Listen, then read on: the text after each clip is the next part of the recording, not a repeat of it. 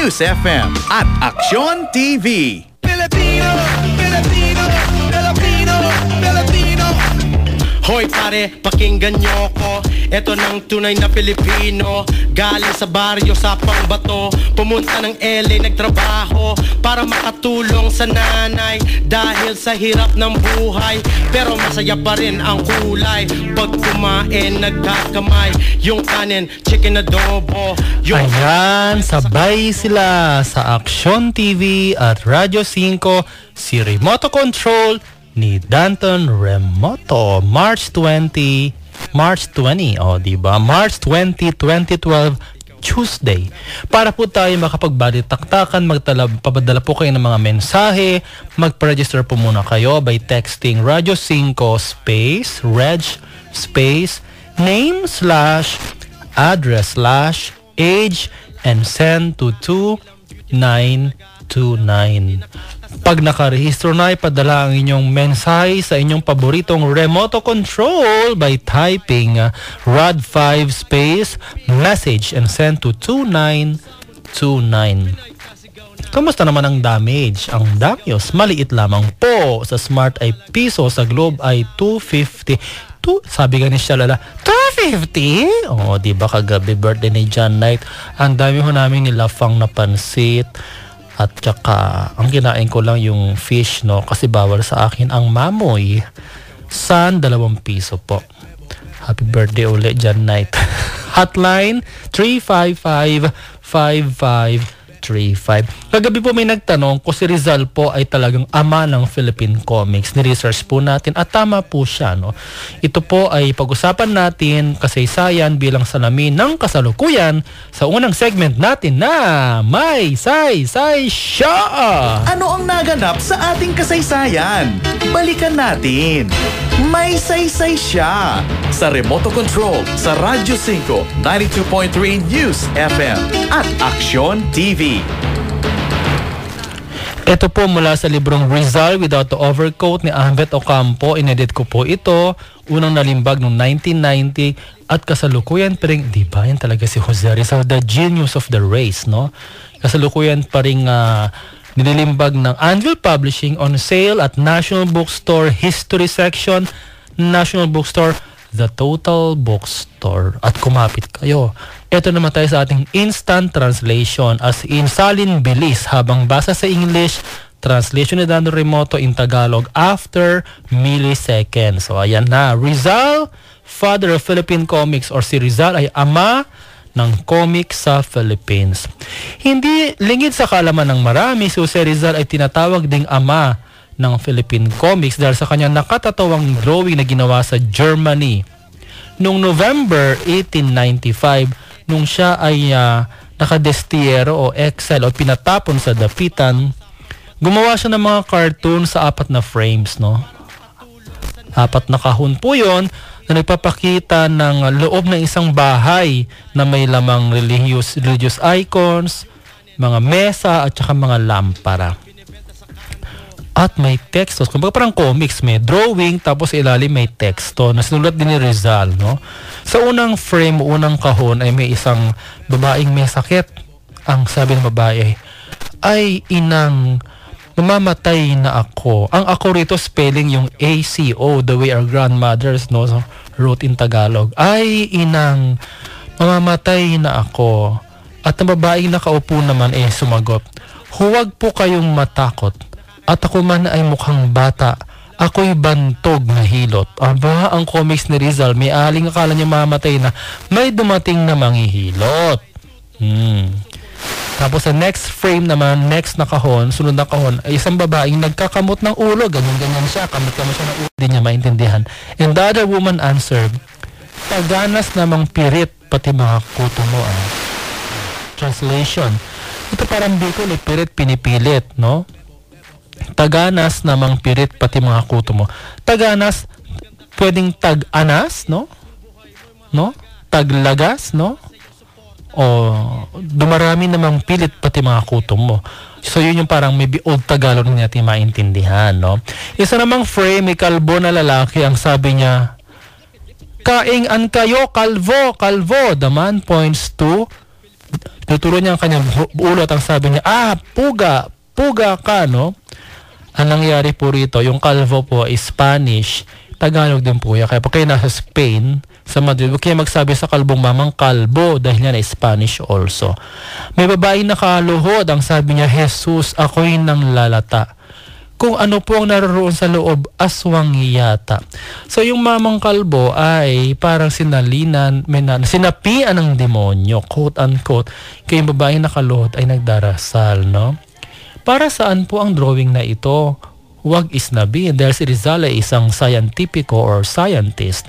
Ang drawing na ito ay kasama sa monograph o librong manipis na ang titulo ay, in English, The Cure of the Bewitched, Notes on the Study of Philippine Medicine. Sa Tagalog, gamot para sa mga sinapian, pag-aaral para sa medisinang Pilipina. Sinulat para kay Dr. Benito Francia, Inspector of Health. Sa teksto ng monograph na ito, sinabi ni Rizal, iba ang mangkukulam sa manggagaway. Ang mangkukulam daw ay lalaki, ang manggagaway daw ay babae. Dagdag pa ni Rizal, sa Luzon, ang manggagaway ay maaaring isang babae sa isang bayan. Ito talagang ayaw ng feminista nito. Ang manggagaway ay maaaring lahat ng babae sa isang bayan. Ano yan? Asosasyon ng manggagaway sa Baler Tayabas, Baler Quezon, no? Unlike the Hiloanon in the Visayas, sa Visayas naman pala ang tawag sa kanila ay Hiloanon, no? Ang manggagaway na babae ay nagka-cast ng spell, no? Parang you are under their power, no? Pati pala mga bata ay cast ng spell sa mga tao, no? Okay, case study ni Rizal, meron siyang CS, case study. Ang isang babae na nakipag-away sa manggagaway, nagkasakit at namatay. Ang manggagaway ay itinali sa plaza, no? Pinagaano siya, hampas-hampas, nilati-latigo siya at ikinulong. At doon nag-suicide ang manggagaway, nagpakamatay siya sa pamamagitan ng pagbigti sa sarili. Pero ito nakaka-lurky, no? Yung kanyang binigtian, no? Yung bar, no? Yung wooden beam, masyadong maigsi, no? So hindi para siya makapagbita ng ginawa ng manggagaway daw ay she folded her legs, no? Diba? Tinupi, papel naman yun, no? She folded her legs para mag-suicide, no? Diba? Kawawa naman. Ang sabi ng mga townspeople, demonyita talaga yan. Ang demonyon tumulong sa kanya para siya ay mamatay at magpakamatay. So Rizal is also talking here about the ignorance, no? Yung pagka-ignorante ng mga tao noong 19 na siglo, no? Siglo. Meron ding mga gamot para sa mga bewitched, no? Para sa mga biktima. Ang biktima ng kulam ay hinahampas na buntot pagi, no? Pero wala raw dapat nararamdaman ng biktima dahil ang mga marka niya ay dapat lumalabas sa balat ng mangkukulam. Anong ginawa ni Rizal like what he did sa mga Dominicans na pari noong 19th century? Ayan, sinabi ko na naman, kaya ayaw akong i-hire ng UST para magturo dahil hindi rin nila type.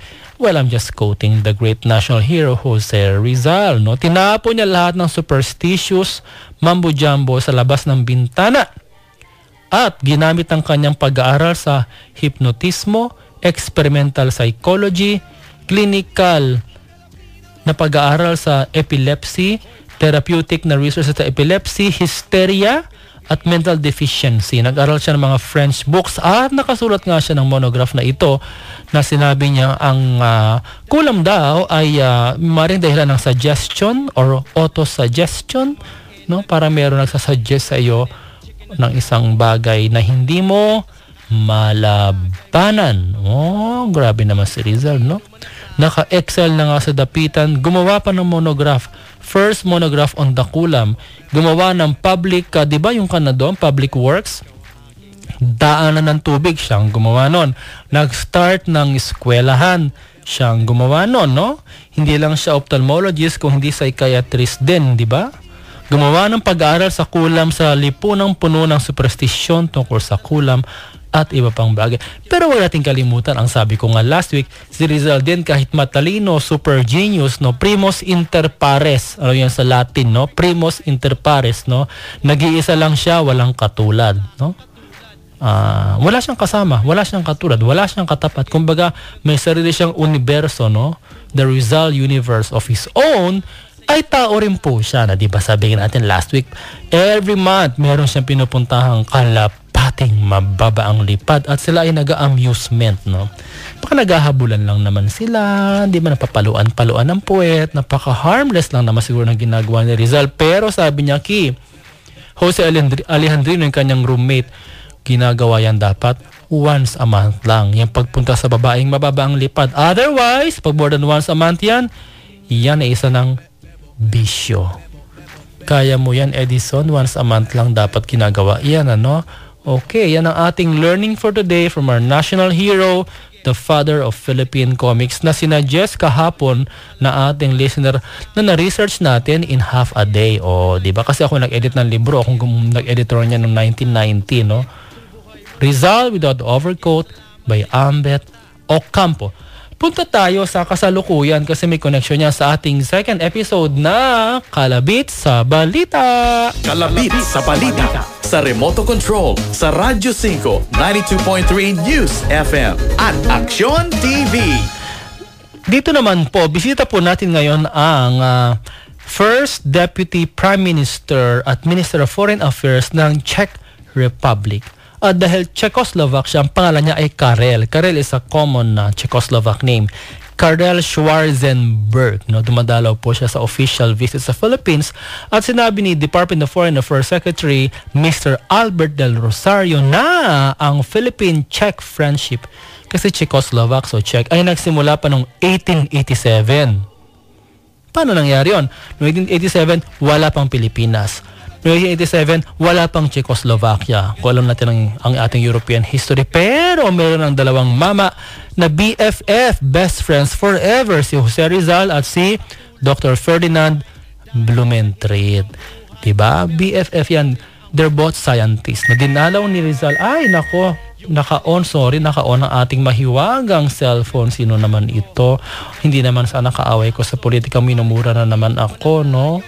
Basahin lang natin ang sinabi niya. Ay, si Kristan! Wow, kapatid. Nice color match. Salamat. Binasa talaga. Si Kristan po ang dahilan kaya hindi na po ako mukhang yagit. Hindi na po ako ngayon the devil who wears ukay-ukay. Ako ngayon the devil who wears SM Supermall clothes. Ayan. Thanks kay Kristan at kay SM President Annie Garcia. Okay, back to Kulam. Ayan, di ba? Ang ganda ng segue from Kristan to Kulam, no? Ngayon naman ay Czech Republic. Wala pa noong Czechoslovakia at Pilipinas, pero meron ng BFF, National Hero Dr. Jose Rizal, and Czechoslovak/German Dr. Ferdinand Blumentritt. Dinalaw ni Rizal noong 1887 si Blumentritt sa city o sa lungsod ng asa yung ating pangit na handwriting ko, Litomerich, no? Litomerich, no? Dumalaw siya. Litomerich po noon ay lungsod sa Bohemia na ngayon ay bahagi ng Czech Republic, no? So yung Philippine Czech friendship ay dates back to 1887, no? Very good. Wag isnabi ng Czech Republic ang Czechoslovakia. Diyan po tayo bumibili ng mga tren na ginamit sa LRT, sa MRT. Meron po silang manufacturing industry ng tren. Tayo po, wag tayong magmayabang, tagabili lang po tayo. Yung sa PNR naman, Philippine National Railway, yung Legazpi, Manila, Naga train line, yan po ay galing sa Japan. So tayo po ay lagi lang po tayong tagabili, no? Ito naman segue sa school, yung sinabi natin kahapon na I Hope I Drink project. Si Nanette Medved, artista rin po natin ito, ay kasama rin pala dito sa I Drink, I Give campaign, no? Raising money to build public school classrooms. Kasi meron tayong backlog na 60,000 classrooms, no? 60,000 classrooms, no? Times 500,000 per classroom. Diyos ko. 30 billion, no? Saan natin kukunin yan, no? So ito ay, sabi ni Nanette Medved, may proyekto kami dito na bibenta ng tubig na ang proyekto, the funds will go to building public schools. Ang mga Katulong nila rito kasama yung mga graduates ng public schools like my dear friend Boy Abunda, who is the senior political advisor of the LAD party list, Bea Alonso at Jericho Rosales. Kahit po kabilang istasyon, sinasabi po natin ito dahil ito po ay proyekto po para sa mga public schools ng Pilipinas. Kapatid na Dolphy po ay isa sa mga unang nag-donate para sa proyektong I Drink, I Build, I Give campaign para magtayo ng public schools for our public school students. At speaking of Philippine National Railways, tsaka tubig, pagdugtungin natin ang tren at ang tubig dahil may tindera tayo dati ng tubig sa train station sa Iriga na naging the one and only superstar ng Philippine movies, the one and only superstar. Ito po ay request ni Jay Espinosa na na-miss tayo kagabi kasi nagising siya ay alas 12 na tapos ng remote control. Dahil ngayon, Jay Espinosa, para sa iyong OPM music na ito, original Filipino music, handog by the one and only superstar Nora Honor, nakasama natin sa TV5 Kapatid Network sa ating Super Sounds 1. Super Sound sa remote control sa Radyo 5, 92.3 News FM at Aksyon TV.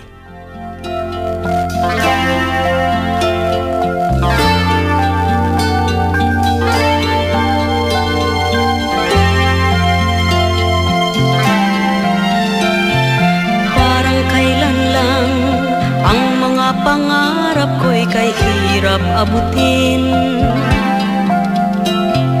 Dahil sa inyo, napunta ako sa aking nais marating. Nais ko kayong pasalamatan kahit man lamang isang awitin. Parang kailan lang, halos ako ay magpalimos sa lansangan. Dahil sa inyo, ang aking tiyan at ang bulsa'y nagkalaman. Kaya't itong awiting aking inaawit, nais ko'y kayo ang handugan. Tatanda at lilipas rin ako, ngunit mayroong awiting iiwanan sa inyo. Alaala, dahil minsan tayo'y nagkasama.